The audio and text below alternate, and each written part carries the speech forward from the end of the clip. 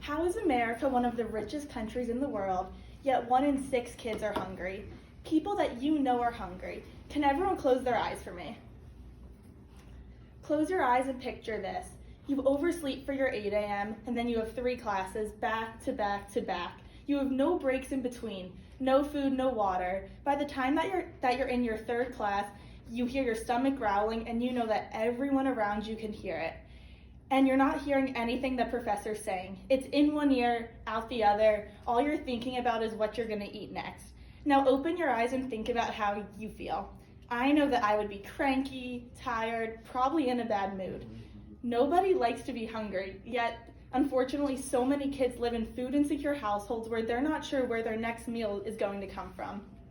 I'm talking to you all about this because I'm taking a nutrition class this semester, so I've learned the benefits of good foods and also all of the disadvantages of bad foods, and how you need good food to fuel your body so that you're able to do well in life, especially in schools. So childhood hunger is real, and there are so many organizations like No Kid Hungry, and there are people like Michelle Obama who are trying to make healthier lunches. So raise your hand if summer is your favorite season. I know that summer is my favorite season. I love not being in school, being able to do what I want when I want, hang out with my friends. But for so many people, summer is the times that they're the most hungry because they don't have the school breakfast, the school lunches, the aftercare that they need in order to eat. 13 million students get school lunches every day, and that number is extremely high. So without those lunches, who knows what they're eating? For a lot of kids in the summer, they also have to work in order to support their family.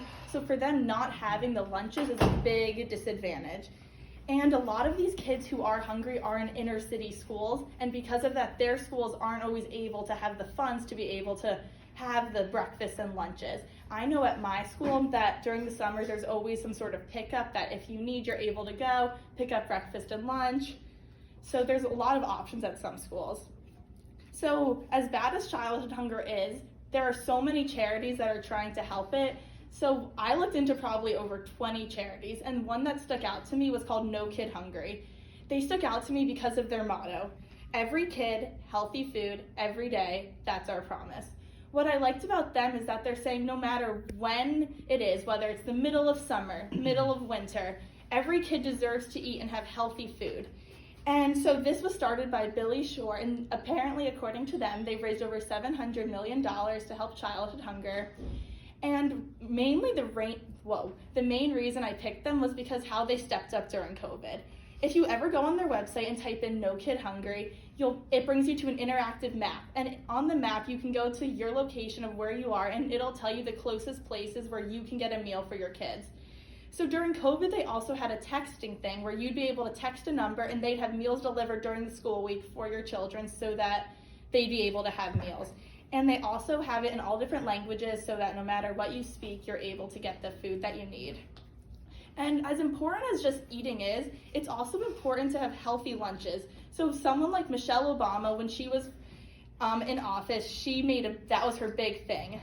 So she changed lunches for the better. Does anyone remember when their lunches went from like regular school lunches to trying to be like healthier? So I vividly remember that my school used to have chips and brownies and everything like that. And then all of a sudden we had broccoli, asparagus, peppers. It just did a full 180.